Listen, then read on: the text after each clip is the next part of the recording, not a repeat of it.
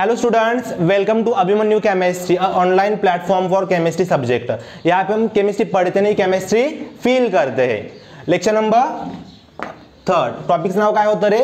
Transition and inner transition element. Okay, आतापर्यंत आपण इथं काय चेक केलं तर मागच्या लेक्चरमध्ये तर मी बघितलेलं ऑक्सिडेशन स्टेट मी पूर्णपणे कंप्लीट केली, आठवते का? आणि मी ऑक्सिडेशन स्टेटची ट्रिक दिली, आठवते ट्रिक काय होती? जर समजा मिनिमम कशी मी शोधायचो ऑक्सिडेशन स्टेट, त्याची मिनिमम मध्ये मी काय करायचो तर NH इलेक्ट्रॉन पकडायचो, आठवते का? अरे हो का नाही, आठवते का? हां, आणि मॅक्झिमम साठी काय करायचो? S मधला पण पकडायचा आणि D चे काय घ्यायचो? पेअर्ड का अनपेअर्ड? अनपेअर्ड उचलायचो, ते मी मांडत जायचो फक्त पुढं, हे तर मला माहित होतं। आता फक्त मला एक सांगा, ॲटॉमिक आणि आयोनिक रेडियस मध्ये मी काय केलं कालच्या लेक्चरला? तर सेंटर पासून आउटर मोस्टचं जे डिस्टन्स होतं त्याला मी काय म्हणायचो? ॲटॉमिक रेडियस म्हणायचो, आणि त्याचा मी ट्रेंड कालच्या लेक्चरला कंप्लीट केला। आता आज मला काय करायचं आहे तर third physical property, third physical trend मला बघायचं आहे पिरियोडिक टेबलमध्ये। त्याचं नाव आहे, हेडिंग द्या तिथं पटकन, आयोनायझेशन एनर्जी। Ionisation energy.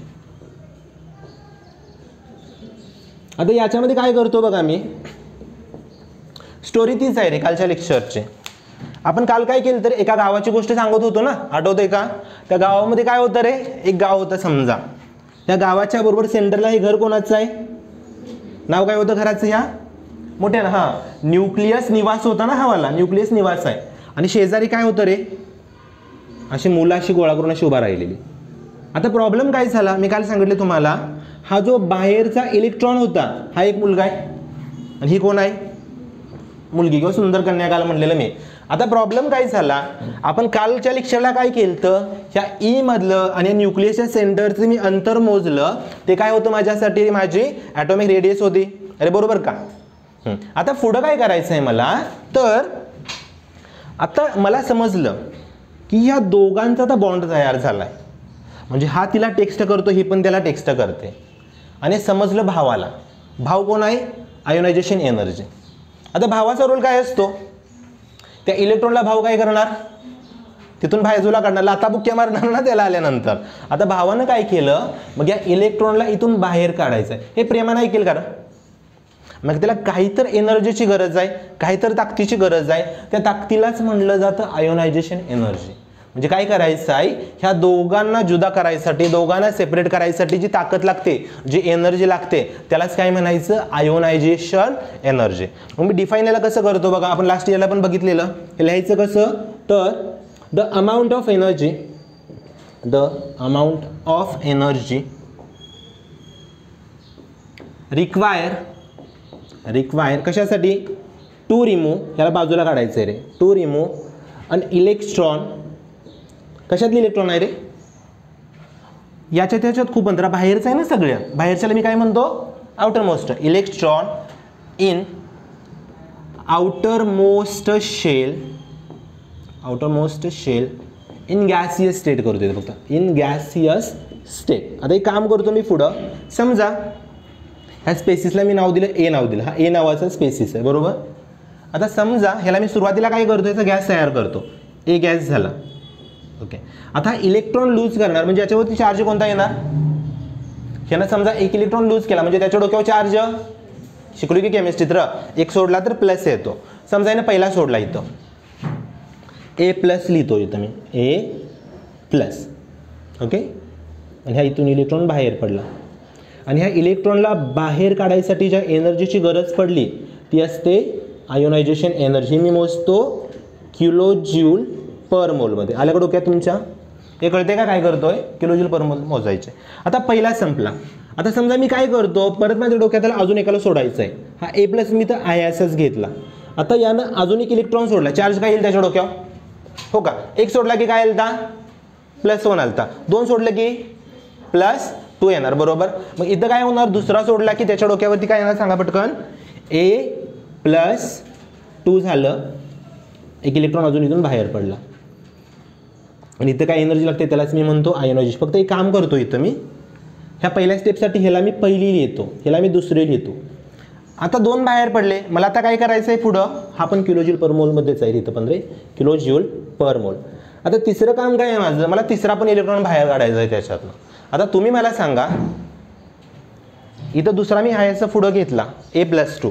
आता हा काय करतोय रे, अजून एक इलेक्ट्रॉन लूज करतोय. म्हणजे इथं काय होणार सांगा पुढं, हे बोला काय लिहायचं, ह्याच्या समोर इथून पुढं काय लिहायचं, हां A+3 प्लस इलेक्ट्रॉन बाहेर पडला आणि इथं काय झालं, थर्ड आयोनायझेशन एनर्जी. ही पण मी मोजतो किलो जूल पर मोलमध्ये मोजली. तशी. आता माझा क्वेश्चन काय आहे तुम्हाला, याच्यामध्ये हे तिघांचं कंपॅरिझन करा. हे तिघांमध्ये सगळ्यात जास्त एनर्जी खर्ची कुठं पडेल, थोडं डोकं चालवायचं, कुठं पडेल बघा, का तिसऱ्याला, हो का डोक्यात जातं आहे बघा, हो का, आणि पहिला सोडला चार्ज कुठला आला इथं, हे कुठला चार्ज आहे, प्लस दिसतो डोक्यावर सगळ्यांना, ओके हा प्लस झाला. आता पुढं काय झालं, हा प्लस आहे याचा अर्थ न्यूक्लियस आता छोटी झाली ना, बरोबर नाही सांगा, म्हणजे इलेक्ट्रॉन आतल्या बाजूला आला, फोर्स ऑफ अट्रॅक्शन वाढलं, हा छोटा असेल तर मला ताकद जास्त लावावी लागेल. अजून एक तरी पण सोडला त्यानं, आता प्रॉब्लेम काय झाला, +2 झालाय बघा रे. +2 आता ओढून न्यायला येईल का सांगा, आता जमेल का ओढून न्यायला, अरे कळतंय का, म्हणजे समजा मी काय केलं, समजा एक गन घेऊन आलो बाहेर, अशी गन फायर केली, बरोबर. ज्यावेळी पहिली गन मी फायर केली तर तुम्ही बेसावत होता सगळे, तुम्ही काय करणार, दुसऱ्या मोमेंटला पळून जाणार किंवा लपून बसणार. आता दुसरी गन फायर कराय मला तुम्हाला शोधायला लागणार ना, म्हणजे कळालं का, पहिला इलेक्ट्रॉन जो मी बाहेर काढला त्याला ताकद कमी लागली. मग जर विचारलं मला तिघांमध्ये सांगा, मला रिलेशन लिहायचं आहे, इथं पुढे लिहितो, काय रिलेशनमध्ये तिघांचं हे सांगा पटकन. IE1 शेजारी कोण आहे रे, IE2 आणि शेजारी IE3. या तिघांमध्ये सगळ्यात जास्त व्हॅल्यू कोणाची असेल बघा बरं, कोणाची असेल सगळ्यात जास्त, हे बोला पटपट, कोणाची असेल, अरे जास्त एनर्जी कुठे लावल्या तुम्ही, पहिल्याला लावल्या, दुसऱ्याला, तिसऱ्याला, मग सगळ्यात जास्त तिसरा असेल, त्याच्यानंतर पहिला, दुसरा, त्याच्यानंतर पहिला, हा एक ट्रेंड तयार झाला. आता पुढं काय करायचं आहे मला, आता तुमच्या पुस्तकामध्ये 2 ऑब्झर्वेशन त्यांनी याच्यामध्ये सांगितलेत बघा, हे त्याच्या खालीच मी ॲड करतो. तर हा जी ही जी एनर्जी आहे ना, आयोनायझेशन एनर्जी, कशाची रे, ionisation energy of D block elements lies in between S block and P block. Okay, periodic table बघितले आपण सगळ्यांनी, कसं होतं पिरियॉडिक टेबल रे, सुरुवातीला काय आहे टेबलमध्ये तुमच्या कुठला ग्रुप होता, पहिले 2 म्हणजे कुठे आहेत सांगा पटकन, पहिले 2 रे, यसचा पहिला आणि दुसराच झाला, मध्ये कोण आहे, डी दिसतोय, शेवट कोण आहे, पी ब्लॉक आहे. आता काय होतंय, हा कसा आहे, यस पेक्षा थोडीशी जास्त आणि पी पेक्षा कमी, म्हणजे दोघांच्या मध्ये बरोबर लाई करते ना, म्हणजे याचाच अर्थ काय होतो ह्या वाक्याचा, तर डी ब्लॉक इलेमेंट्स आर लेस इलेक्ट्रोपॉझिटिव्ह दॅन येस ब्लॉक करतो मी, येस ब्लॉक इलेमेंट्स, हे तर क्लिअर आहे सगळ्यांना. आता पुढं काय करायचं आहे तुम्हाला याच्यामध्येच बघा, तर थर्ड पण ह्याचं ट्रेंड ॲडले पण तिथे ॲड करू, ह्यांचा ट्रेंड जर मी चेक केलं पिरियॉडिक टेबलमध्ये, मला पटकन सांगा पिरियॉडिक टेबलमध्ये टोटल मी ट्रान्झिशनच्या सिरीज किती बघत होतो, 4 होते का नाही सांगा. पहिल्या सिरीजचं नाव काय होतं, 3D सिरीज, दुसऱ्याचं काय होतं, हे बोला पटपट पटपट, पहिल्याचं 3D, दुसऱ्याचं 4D, तिसऱ्याचं 5D आणि चौथ्याचं 6D, आठवत आहे का. म्हणजे मी काय करणार आहे बघा टेबलमध्ये, तर हो का इथे साईडला लिहितो बघा, 3D 4D 5D आणि 6D होता. 3D मध्ये काय होतं तुमच्याकडे, स्कँडियम टू झिंक, आठवतोय का, ओके. इथं काय होतं, हो का 3D मध्ये होता स्कँडियम टू झिंक, इथं काय बोला पटपट, यट्रियम टू कॅडमियम, हां इथं काय होतं सांगा, हां लॅन्थॅनम टू शेवटचा कोणता होता रे, मर्क्युरी, Hg होता ना इथं, ओके. आठवतंय सगळ्यांना, अरे आठवतंय का, तोच होता ना, Hg होता शेवटचा. आणि इथं काय होतं बघा, याच्यामध्ये असतो ॲक्टिनियम टू लास्टचा कोपर्निसियम असतो, असे 4 असतात रे. या एवढ्या 4 सिरीज मला बघायच्या होत्या ना, 4 असतात रे, आपण 3 मी तुम्हाला लिहून दिल त्या. आता इथं काय करायचं आहे बघा, याच्यामध्ये याला छोटासा बॉक्स करतो साईडलाच मला समजण्यासाठी. तर जर मी बघितलं वरून खाली जाताना, म्हणजे काय बघा,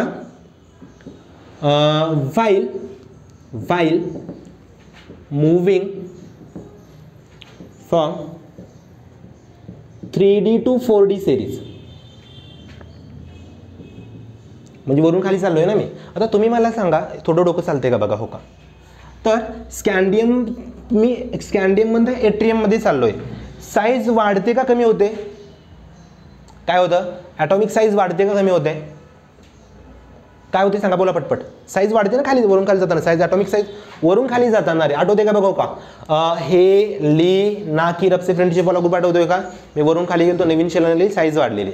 आता इथं याच्यामध्ये जर मी चेक केलं, इथं मी कुठं चाललोय बघा, 3D मधून 4D मध्ये चालू आहे. फक्त त्याच्या अगोदर इथे एक छोट्या बॉक्समध्ये लिहितो बघा, एक नोट म्हणून साईडला. तर आयोनायझेशन एनर्जी आणि याचं रिलेशन मला बघायचं आहे.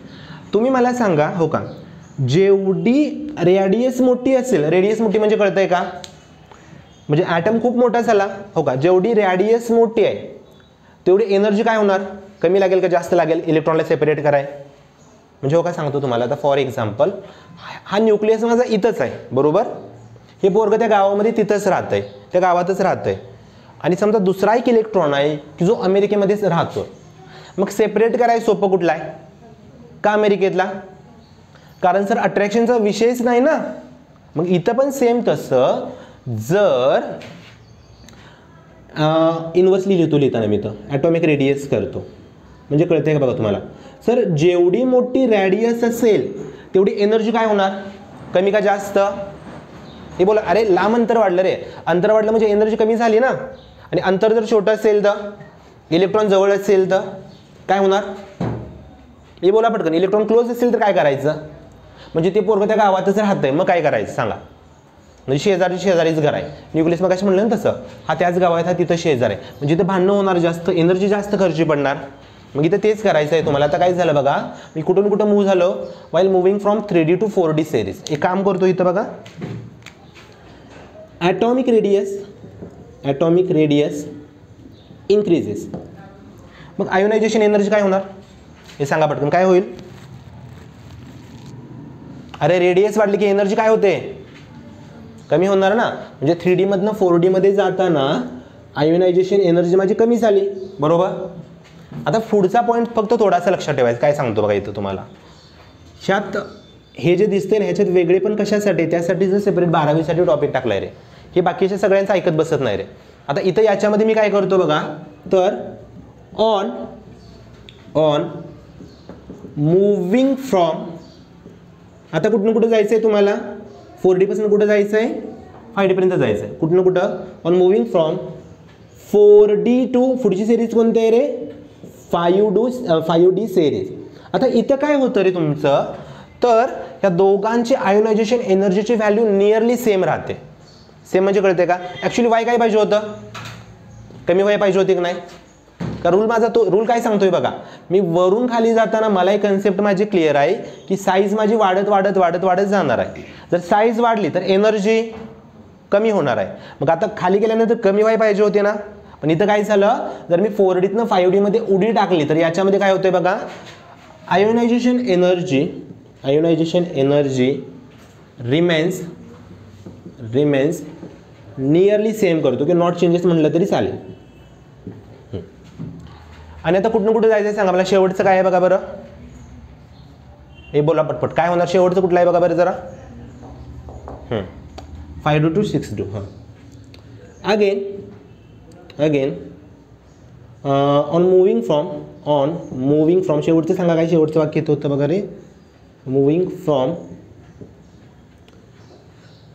5D to 6D. ओके. आता रेग्युलर ट्रेंड मला काय सांगतोय बघा बरं, काय होतोय बघा रेग्युलर ट्रेंड,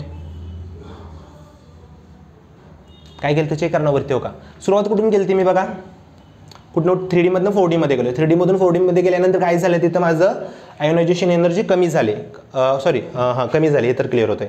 पुढे गेल्यानंतर काय झालं बघा बरं, पुढचा ट्रेंड काय झालाय, हा चेंज कशामुळे झाला ते मी तुम्हाला लगेच पटकन सांगतो. पण त्याच्या पुढचा चेंज काय झाला जरा मला सांगा बरोबर. काय होतोय चेंज इथं पुढचा, त्याच्या इथं रे, याच्यामध्ये रे, इथं काय झालं तर सेम राहिली. आणि शेवटी एकदा मी 5D मधनं 6D मध्ये गेलो तर इथं काय होतं रे, आयोनायझेशन एनर्जी इन्क्रीज होते. म्हणजे लक्षात आलं काय झालं इथं? अरे कळालं का काय करतोय मी? तर हो का, इथं बॉक्स दाखवतो साईडला इथं. इथून इथं आलो मी, इथं काय झालं एनर्जी रे, वाढले का कमी झाले बघा बरं. 3Dनं 4D गेल्यावर काय झालं, बोला पटपट रे, काय झालं इथं लिहिलंय की रे वरती, काय झाले 3D मधनं 4D मध्ये गेल्यानंतर कमी झाल्या. ओके, 4Dतनं 5D गेल्यामध्ये काय झाले बघा बरं, काय होते इथं नियरली सेम राहते, नियरली सेम करतो मी, नियरली सेम. आणि 5D मधनं 6D मध्ये गेल्यावर काय झाली रे, इन्क्रीज झाली. ॲक्च्युली व्हाय काय पाहिजे होते, सगळीकडे कमी व्हाय पाहिजे होते ना. आता इथं काय कन्सेप्ट वापरतो बघा आपण याच्यामध्ये, तर एक लॅन्थॅनॉइड कॉन्ट्रॅक्शन नावाचं पुढे पॉईंट येणार आहे आपल्याला. लॅन्थॅनाइट्समध्ये बघायचं आहे मला. म्हणजे इथं काय होतं बघा, इथं खाली ॲड करतो मी. या सगळ्याचे रिझन काय आहे, फक्त मी पॉईंट सांगतो तुम्हाला. आता पुढच्या 1-2 लेक्चरमध्ये ते क्लिअर करतो. काय पॉईंट असतो बघा रे, लॅन्थॅनाइड कॉन्ट्रॅक्शन असतं रे, लॅन्थॅनाइड कॉन्ट्रॅक्शन. याच्यामध्ये काय होतं लॅन्थॅनाइड कॉन्ट्रॅक्शनमध्ये, तर तुम्ही मला सांगा लॅन्थॅनाइड आणि ॲक्टिनाइड जो दिसतोय तो कोणत्या ब्लॉकमध्ये येतो, ते एलिमेंट्स कुठे जातात पिरियॉडिक टेबलच्या, आठवते का बघा बरं तुम्हाला, एक सिरीज होते. तुम्ही एफ ब्लॉक कुठे प्लेस करता टेबलमध्ये, बॉटमला करता प्लेस. एफ ब्लॉकमध्ये ऑर्बिटल कोणतं येतं, एफ ब्लॉकमध्ये ऑर्बिटल एसमध्ये कोणतं असतंय, आउटर मोस्ट यस. पी मध्ये कोणतं असतंय, पी. डी मध्ये डी घेतो आणि एफ मध्ये एफ घ्यायचं. जर मी याच्यामध्ये चेक केलं लॅन्थॅनाइड कॉन्ट्रॅक्शन म्हणजेच काय, तर याच्यामध्ये ऑर्बिटल इन्व्हॉल्व होतात 4F अँड 5F घेतो मी या दोघांमध्ये. आणि महत्त्वाचं म्हणजे ह्या दोघांचा जर मी विचार केला तर काल मी एक लेक्चरला बोललेलो बघा तुम्हाला, शिल्डिंग इफेक्ट आठवतोय तुम्हाला, शिल्डिंग पॅरामीटर आहे, शिल्डिंग पॅरामीटर. सगळ्यात स्ट्रॉंग ढाल कोणाची होती, तर सगळ्यात स्ट्रॉंग यशची असते, त्याच्यानंतर पीची, त्याच्यानंतर डीची आणि सगळ्यात वीक कोणाचे, एफचे. या ढालीचा विषय म्हणजे काय इथं, तर जो इलेक्ट्रॉन असतो हे ढाल म्हणजे काय ॲक्च्युली, ह्या न्यूक्लियसला प्रोटेक्ट कोणापासून करायचं आहे मला, हे बोला पटकन, इलेक्ट्रॉनपासून, बरोबर ना. हा न्यूक्लियस म्हणजे कोण आहे, गावात राहणारी पोरगी होती कालच्या लेक्चरच्या आपण सांगितलं तसं. हा इलेक्ट्रॉन म्हणजे कोणतरी एक मुलगा आहे. आपल्याला काय करायचं आहे, प्रोटेक्ट करायचं आहे त्या दोघांना पण, मध्ये ढाल उभा करायचे. पण प्रॉब्लेम काय आहे, ही तर ढाल कोणाची आल्या, 4F आणि 5Fची. सगळ्यात वीक ढाल कोणाचे, हे ढालच जर स्ट्रॉंग नसेल तो इलेक्ट्रॉन लांब थांबेल का रे, मग तो इलेक्ट्रॉन कुठं जाणार बघा बरं, आज जाणार ना. म्हणजे काय होतं, ह्यांच्यामध्ये जर इथं समजा, इथं शेवटी इथं ॲड करतो, म्हणजे समजा इथं प्लस असेल असा चार्ज, पहिली शेल, दुसरी शेल, तिसरी शेल, आणि इथं समजा एफ ऑर्बिटल जर येत असतील असे इथं, ही ढाल कशी आहे, वीक आहे तुमची ढाल, किंवा शिल्डिंग पॅरामीटर त्याचा कमी आहे. मग ॲटोमॅटिकली इलेक्ट्रॉन काय होतं तो रे, कुठं जाणार, आज जाईल का बाहेर जाईल, हे कुठे जाणार सांगा. आपण प्रोटेक्शन कोणाचं करतोय, न्यूक्लियसचं करतोय. कोणापासून करतोय, त्या इलेक्ट्रॉनपासून करतोय. ढाल जर माझी वीक असेल तर इलेक्ट्रॉन कुठे जाणार, तो आत जाईल का बाहेर जाईल, आत उडी मारून जाणार ना. म्हणजे रेडियस कमी होणार का जास्त होणार, कमी होणार. म्हणून इथं काय झालं बघा, वरून खाली जाताना ॲक्च्युली रेडियस वाढायला पाहिजे होते, ह्यांच्या रेडियस कमी होत चाललेत, आणि त्यालाच मी लॅन्थॅनाइड कॉन्ट्रॅक्शन म्हणतो. आणि ज्या रेडियस कमी झाले नाही तर त्यामुळे काय झाला प्रॉब्लेम, हा सगळा उठा टेप झाला. म्हणजे सुरुवातीला तर ठीक आहे बाबा, फॉलो केलं, खाली आला, आयोनायझेशन एनर्जी कमी झाली. ॲक्च्युली अजून खाली गेल्यानंतर कमी व्हायला पाहिजे होती, पण जवळपास सेमच राहिली दोघांची. याचा तर रेडियस कमी कमी कमी होत चालले. आणि अजून खाली गेलो, आयोनायझेशन एनर्जी वाढली असेल तर रेडियस काय झाली असेल, कमी झाली असेल ना. म्हणजे कळालं तुम्हाला रिलेशन काय आहे सगळ्यांचं. हा एवढा पॉईंट आहे इथल्याला मी छोटासा बॉक्स करतो इथं, कारण मला पुढच्या 1-2 लेक्चरमध्ये तुम्हाला सांगायचंच आहे, समजून रे. याला बॉक्स हे IMP म्हणून साईडला लिहायचं आपण लिहिताना. आता इथंपर्यंत आम्हाला समजलं, हा ट्रेंड कळाला तुम्हाला. 3D मधनं 4D मध्ये गेल्यावर काय झालं, एनर्जी कमी झाली, परत सेम राहिली, परत अचानकपणे वाढली. कशामुळे वाढली, एकच रिझन, लॅन्थॅनाइड कॉन्ट्रॅक्शन. तुम्हाला पेपरमध्ये विचारतात तरी 2 मार्काला, डिफाइन लॅन्थॅनाइड कॉन्ट्रॅक्शन विचारलं जातं 100%. आता पुढं काय करायचं इथून पुढं बघा रे, हा कशाचा ट्रेंड झाला तुमचा, वरून खाली जाता, वरून खाली म्हणजे कुठून, ग्रुपमध्ये जाताना. आता जर समजा मी लेफ्टकडून राईटकडे चाललोय, म्हणजे पिरियडमध्ये बघितला पाहिजे ना. हा तिसरा झाला ग्रुपमध्ये. मग चौथा ट्रेंड कसा याच्यामध्ये बघायचा बघा, फोर्थवाला, वाईल मूव्हिंग इन ग्रुप. हे मला जरा ऑब्झर्वेशन सांगा कालचं. काल आपण ग्रुपमध्ये जाताना रेडियस काय चालते, जनरली कमी होत होती ना, आता कमी जास्त ते आपण काल ते इन डेप्थ सांगितलं, तो विषय नाही, पण रेग्युलर कमीच होते. मग ग्रुपमध्ये काय होतं बघा, while moving in group ionisation energy decrease होते, but the trend is not regular रे, ट्रेंड इज नॉट रेग्युलर. कारण ए रेडियस त्याची फिक्स होती का रे, आठवते काल तुम्हाला, काल रेडियस कशी होती, स्कॅन्डियमपासून मी काय केलो, scooty van car, scandium to chromium काय झालं ते कमी झालते, परत एम टू कॉपर काय झालं ते जवळपास सेमच राहिलेले, आणि शेवटी झिंकला काय झालं ते अचानकपणे वाढलेले. मग जर रेडियसच तुमची जर फिक्स नसेल तर त्याचा ट्रेंड तर कसा रेग्युलर राहणार. कळालं दोन्हीमध्ये रिलेशन. फक्त हे लक्षात ठेवा, अलीकडचा पार्ट फक्त लक्षात ठेवा रे. लॅथरनट कॉन्ट्रॅक्शनमध्ये अजून टिपमध्ये मी तुम्हाला सांगतो. बरं इथंपर्यंत काय डाऊट आहे कोणाला, अरे कळते काय करतोय, समजलंय ना, ठीक आहे. व्हिडिओ पटकन पॉज करा आणि लिहून घ्या फास्ट थोडंसं.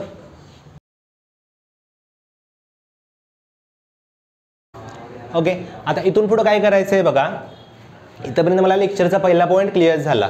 काय क्लिअर झाला पहिला पॉईंट, काय करतोय आपण याच्यामध्ये, तर आयोनायझेशन एनर्जीचा ट्रेंड मी बघितला, आठवते काय केलं आपण याच्यामध्ये, सिम्पली काय करतो 3D मधनं 4D, 4D मधनं 5D, 5D मधनं 6D मध्ये जातोय.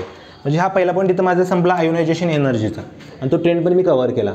आता याच्यानंतर चौथा पॉईंट मला बघायचा याच्यातला मेटॅलिक प्रॉपर्टीज किंवा मेटॅलिक कॅरेक्टर पण म्हणतो त्याला मी, मेटॅलिक कॅरेक्टर. आता इथं काय करतो बघा आपण मेटॅलिक कॅरेक्टरमध्ये, मेटॅलिक कॅरेक्टर. हां, जर मी डी ब्लॉकचा जर व्यवस्थित स्टडी केला, जर मी बघितलं तर मला काय सापडतात रे, जनरली जे आहेत ना बऱ्यापैकी मला त्याच्यामध्ये मेटलच सापडतात रे. म्हणजे लिहिताना मी डायरेक्टली ते लिहिलं तर तसं चालेल की जनरली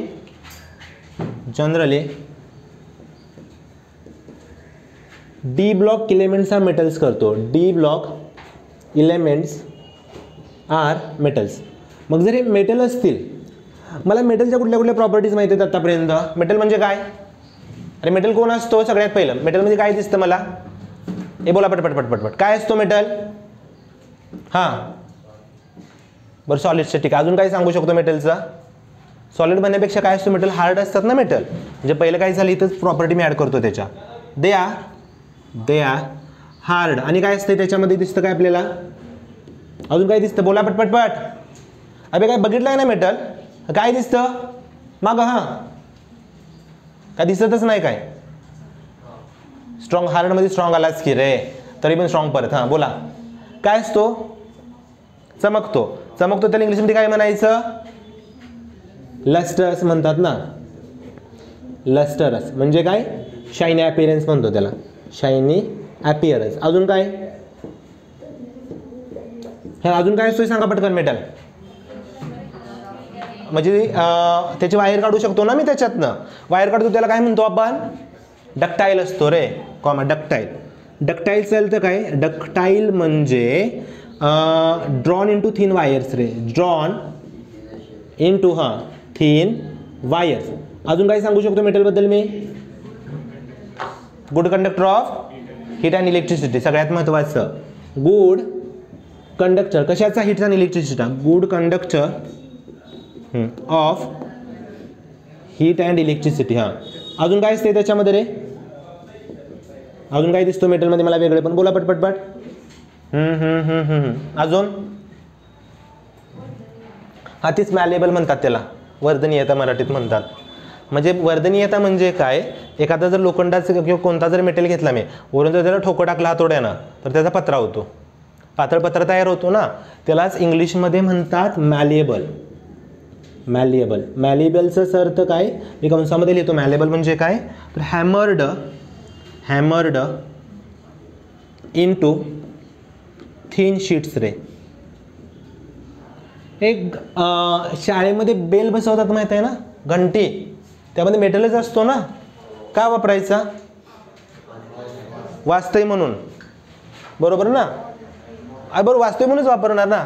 आणि काय मोठा आवाज येतो, महत्वाचं म्हणजे तिथे कोळसा बसवला असता तर अरे चुरा झाला असता की रे. एक तर तो स्ट्रॉंग पाहिजे, महत्वाचा आवाज झाला पाहिजे. मग जे मेटल आवाज तयार करतात त्याला म्हणतात सोनोरस म्हणतात. काय रे, सोनोरस. कंसामध्ये लिहितो मी तर साऊंड प्रोड्युसिंग त्याची प्रॉपर्टी आहे, साऊंड प्रोड्यूस करतात रे ते. ठीक आहे, एवढ्या मेटलच्या मला प्रॉपर्टी सापडतात. आता प्रॉब्लेम काय आहे मेटलचा ह्याच्यामध्ये, तर मग मेटलमध्ये असं वेगळं काय आहे की ज्यामुळे तो स्ट्रॉंग झाला? मला तुम्ही पटकन सांगा, मेटलमध्ये कुठला बॉन्ड असतो? सॉलिड स्टेटमध्ये होणार आहे तुम्हाला पुढं. मेटल घेतला, समजा लोखंडाचा पत्रा घेतला, पत्र्याला झूम केलं, आज जाऊन बघितलं, मला काय दिसतं आत गेल्यावर? कुठला बॉन्ड असतोय? त्या बॉन्डला नाव आहे, मला मेटॅलिक बॉन्ड म्हणतो ना, त्या बॉन्डला स्ट्रॉंग बॉन्ड म्हणतो तो रे. मग इथं याच्यामध्ये काय करतो बघा आपण, तर hard nature of metal, hard nature of metals depends on covalent bonding करतो याच्यामध्ये, कोव्हॅलंट बॉन्डिंग. आता सगळ्यात महत्त्वाचं काय आहे बघा इथं, हा जो कोव्हॅलंट बॉन्ड आहे तो वाला सांगतो का, तर त्याच्यातलं क्लिअर करतो. कोव्हॅलंट म्हणजे काय? को म्हणजे दोघांमध्ये घेतो, व्हॅलन्स सॅटिस्फाय करायचे. कोव्हॅलंट बॉन्ड बनतो कधी रे? याचा एक त्याचा एक पाहिजे, बरोबर ना. मला धंदा चालू करायचा आहे, मला समजा 1 लाख रुपये खर्च करायचे आहेत, मी पार्टनरला किती मागणार? 50,000 मागणार ना. निम्मे का घेतोय मी त्याच्याकडून? 50,000च का घेतले? कारण 50-50% चालू करायचं आहे. मग इथं जर मला कोव्हॅलंट बॉन्ड चालू करायचं असेल तर इथं काय होतं बघा, hard nature of metal depends on covalent bonding. आणि हे कशावर असतं? As number of unpaired electrons increases. जर इलेक्ट्रॉन वाढले तर कोव्हॅलंट बॉन्डिंग म्हणून काय होणार? वाढणार का कमी होणार रे? कोव्हॅलंट बॉन्डिंग वाढलं, कोव्हॅलंट बॉन्डिंग इन्क्रीज होणार आणि ऑटोमॅटिकली हार्डनेस काय होणार त्याचा रे? हे बोला पटकन, हार्डनेस पण काय झाला? इन्क्रीज झाला. हे तर क्लिअर आहे. आता पुढचं एक विचारतो मेटलमध्ये मला सांगा, मेटलचा मेल्टिंग पॉईंट आणि बॉइलिंग पॉईंट जास्त असेल का कमी असेल? का जास्त असणार? का जास्त असेल? कारण ते हार्ड आहे, ते स्ट्रॉंग आहे ते. आता इथं तुम्हाला म्हटलं मग मेल्टिंग पॉईंट आणि बॉइलिंग पॉईंट पण याच्यासारखाच वाढणार ना. म्हणजे हेच जर मी खाली लिहायचं म्हटलं, इथं काय करू, इथं खाली एक पॉईंट लिहितो बघा याच्यामध्ये, due to metallic bonding metal show हाय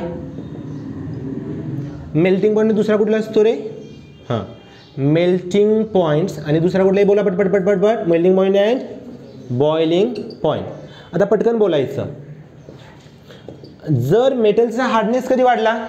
अभि पुढं मेटलचा हार्डनेस कधी वाढला? जर त्याच्यामध्ये कसले इलेक्ट्रॉन वाढल्यानंतर, अनपेअर्ड इलेक्ट्रॉन वाढल्यानंतर त्याचा हार्डनेस वाढला, बरोबर का? अरे समजतंय का? हार्डनेस कधी वाढतोय? अनपेअर्ड इलेक्ट्रॉन वाढले तर वाढतोय. मग आता मेल्टिंग पॉईंट आणि बॉइलिंग पॉईंट पण कधी वाढेल? बोला पटकन, कधी वाढणार सांगा? जर त्याच्यामध्ये अनपेअर्ड इलेक्ट्रॉन वाढले तरच वाढेल ना. कानात कशाला हात घालतोय त्याच्या? आपण माणूस आहे, माकड नाही.